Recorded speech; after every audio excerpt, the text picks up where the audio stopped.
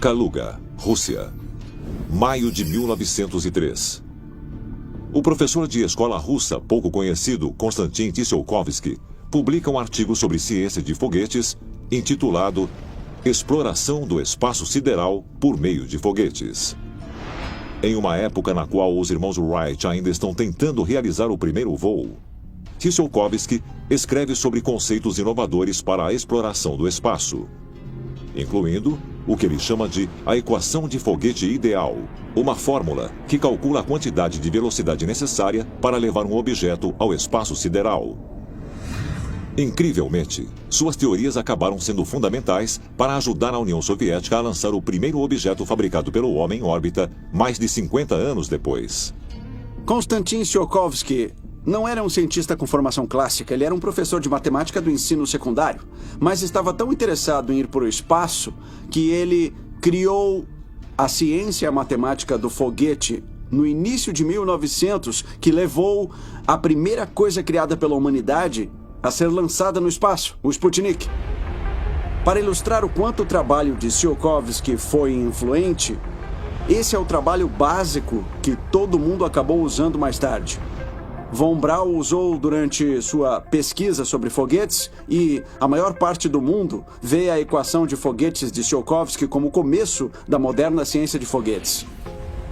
Tsiolkovsky foi um autodidata, então ele não tinha os recursos nem as técnicas que se adquirem em universidades.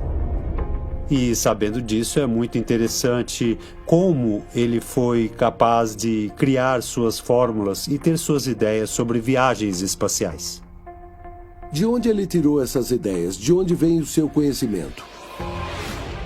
Suas ideias sobre o espaço e as civilizações que a povoavam eram incríveis, e ele insistiu que quando nós fôssemos para o espaço sideral, nos tornaríamos como outras civilizações alienígenas.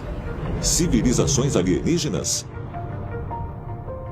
Como um professor russo de matemática, que cresceu em um pequeno vilarejo no leste da Rússia, passou a acreditar que havia outros seres inteligentes no universo e que o destino da humanidade era se unir a eles no cosmos? A resposta é simples. Konstantin Tsiolkovsky, como milhões de outros russos de sua época, seguia uma filosofia conhecida como cosmismo, que defendia a ideia de que a humanidade tem uma antiga ligação com seres extraterrestres. O cosmismo russo começou em meados e final do século XIX. Dentro das tradições do cosmismo, existem muitos que acreditam que nossas origens são, na verdade, de natureza alienígena. Isso quer dizer que a civilização humana veio de um transplante alienígena e que, ao irmos para o espaço, estamos, na verdade, voltando para casa. Esse ponto de vista está muito alinhado com a teoria dos antigos astronautas, na qual os seres humanos se esforçam para se reconectar com esses antigos deuses, através de esforços como a criação de um programa espacial mais avançado. O que deixou Tsiolkovsky e outros como ele tão certos de que alienígenas existiam e que as viagens espaciais eram a chave para os humanos se reconectarem com esses seres sobrenaturais? Para responder, os teóricos dos antigos astronautas lançam mão dos escritos de Tsiolkovsky, nos quais ele descreveu seres extraterrestres enviando mensagens e informações para a humanidade vindas das estrelas. Ele também escreveu que ele mesmo havia recebido várias comunicações interplanetárias.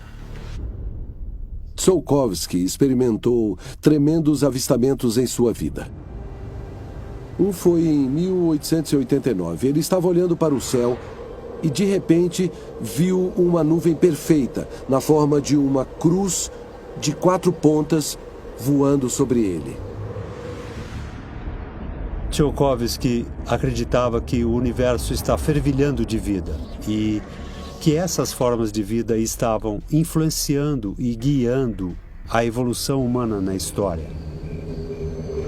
Ele também sentiu que estava recebendo mensagens telepáticas de extraterrestres. Isso nos faz pensar, será que ele estava de fato em contato com as inteligências do espaço? Elas o guiaram? Elas forneceram essa equação?